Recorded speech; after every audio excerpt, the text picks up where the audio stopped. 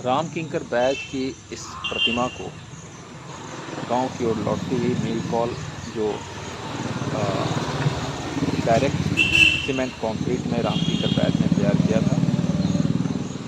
कला के छात्रों को, विशेषकर मूर्ति कला के छात्रों को इस बात को अवश्य जानना चाहिए कि किसी मूर्ति शिल्प में स्मारकीय क्वालिटी क्या होती है, मॉन्यूमेंटल क्वालिटी क्या होती है, रिदम क्या होता है और एग्जेजरेशन किसे कहते हैं, यह आज के विद्यार्थियों के लिए जानना अति आवश्यक है। आधुनिक मूर्तिकार राम किंकर बैज की बेमिसाल कलाकृति मील कॉल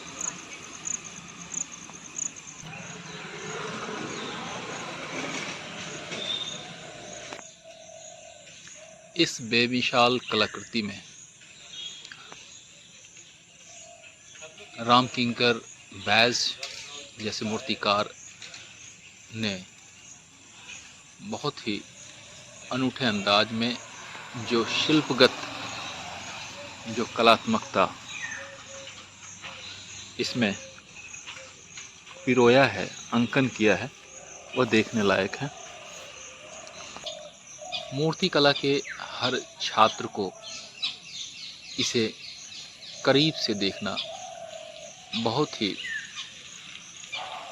सार्थक प्रयास होगा।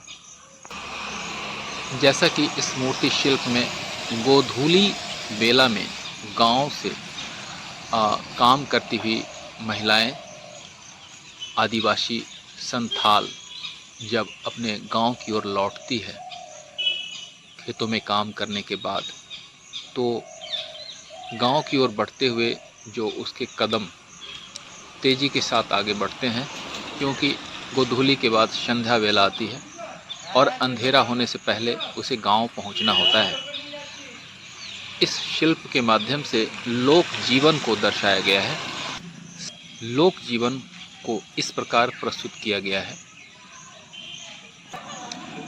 जिसे देखकर कलात्मकता के साथ साथ आनंद की भी अनुभूति होती है। देखा जा सकता है यहाँ संथाल परिवार की महिलाएं गोधूली बेला में अपने गांव की ओर लौट रही है। चेहरे पे खुशी है और गांव की ओर लौटने की जो खुशी होती है, किस प्रकार ये दो महिलाओं का अंकन है और जो गतिमयता है, लयात्मकता है, जो रिदम है, जो मांसलता, हृष्ट-पुष्ट शरीर के साथ साथ मजबूत बाजू और उन्नत उरोज, चेहरे पे हंसी, साथ ही भारी कदम जो आगे की ओर बढ़ रहे हैं, बखूबी यह दर्शाता है कि मेहनत कश महिलाओं का जीवन किस प्रकार का होता है। अभी गोधूली की बेला है और हवा में उड़ती हुई ये उनके जो कपड़े हैं, वस्त्र हैं, वो हवा की लहर में लहरा रहे हैं। जो जीवन यहाँ प्रदर्शित हो रहा है और जो भंगिमा है वो वाकई खूबसूरत भंगिमा है और पीछे की तरफ एक नन्हा सा बालक भी साथ दौड़ रहा है और इनके कदम भी मांसलता के साथ साथ गतिमयता की ओर भागते हुए दिखाया गया है। साथ ही अगर जो गोधूली का टाइम होता है, वो जो भारी कदम ज़मीन पे पड़ रहे हैं, वहाँ किस प्रकार धूल भी उड़ते हुए दिखाया गया है और इसका अंकन बखूबी किया गया है। राम किंकर बैज की इस मूर्ति कला को किताबों में देखना, चित्रों के माध्यम से देखना और प्रत्यक्ष देखना वाकई बहुत ही अंतर पता चलता है। और इसकी जीवंतता का भान जब आप इन्हें सम्मुख दर्शन करते हैं तभी हो पाता है। आप देख सकते हैं जो बच्चा है उसके शारीरिक किस तरह से लयात्मकता के साथ साथ एक रिदमिक स्टाइल में दिखाया गया है, और इसे रामकिंकर बैज ने डायरेक्ट कंक्रीट और सीमेंट में तैयार किया था। इस मूर्ति शिल्प के बीच में जो खाली स्थान है, रिक्त स्थान है, वह भी एक कला को और जीवंत बनाता है। इसके अंदर के जो प्रकाश है, जो रोशनी है, जो उड़ते हुए इसके वस्त्र है, यह कंपोजिशन अपने आप में बेमिसाल है। मूर्ति शिल्प में रेखा की बात करें तो यहाँ आप एक सीधी रेखा, स्ट्रेट लाइन देख सकते हैं जो पैर से लेकर के बाहें मुड़ी हुई वहाँ तक एक स्ट्रेट लाइन दृढ़ता को दिखाता है। और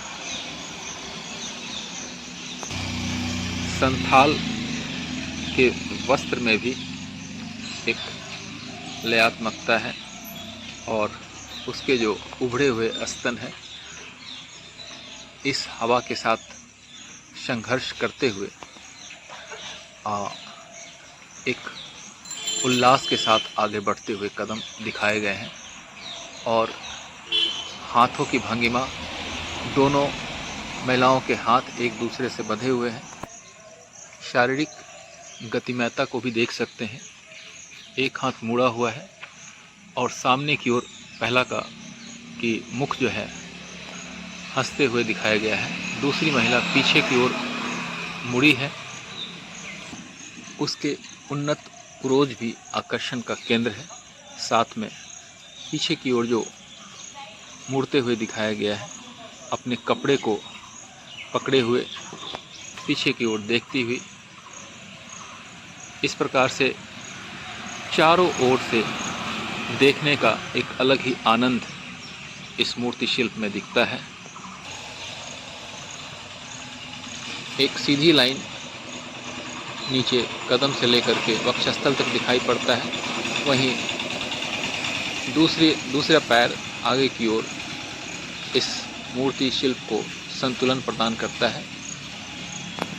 संतुलन के साथ साथ गतिमयता और जीवंतता और जो रुखरापन है, इसके ऊपर जो प्रकाश गोधूली टाइम में जो प्रकाश पड़ता है तो इस प्रतिमा का आकर्षण और बढ़ जाता है। पहले यह प्रतिमा खुले आकाश के बीच था, लेकिन इसे संरक्षित करने के दृष्टिकोण से इसके ऊपर सेट बनाया गया है।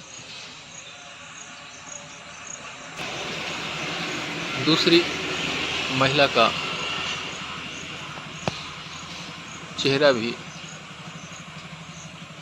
हंसमुख और मधुर मुस्कान लिए हुए दिखाया गया है, और ये डायरेक्ट कंक्रीट और सीमेंट में निर्मित करने का जो कौशल है, यह काफ़ी सिद्धहस्त कलाकार को साबित करता है। आधुनिक मूर्ति कला में अग्रगण्य पद्म विभूषण रामकिंकर बैज की कलाकृति अद्भुत और अनूठी है। इस मूर्ति शिल्प को आप किसी भी समय देखें, एक अलग ही छटा आपको सम्मोहित करेगी। मूर्ति कला स्थूल होते हुए भी जीवन को दर्शाने वाली इस मूर्ति शिल्प में बहुत ही विशेषताएं हैं, शिल्पगत विशेषताएं हैं, जिसे जान पाना, समझ पाना आज के कला के विद्यार्थियों के लिए बहुत ज़रूरी है। इस मूर्ति शिल्प को संरक्षित और सुरक्षित रखना हम सबकी जिम्मेदारी है। इस मूर्ति शिल्प को आधुनिक मूर्ति कला का प्रतिमान माना जा सकता है और इसे इस रूप में देखा जाता है कि राम किंकर बैच ने अपने किस सिद्ध हस्ता के साथ इस मूर्ति शिल्प का निर्माण किया, जो देश और दुनिया के मूर्तिकार पर्यटक यहाँ इसे देखने आते हैं। इस प्रतिमा में आप जान सकते हैं कि संतुलन क्या होता है। यह एक अस्मारकीय प्रतिमा है। इसमें मोनुमेंटल क्वालिटी क्या होता है और एग्जेजरेशन क्या होता है,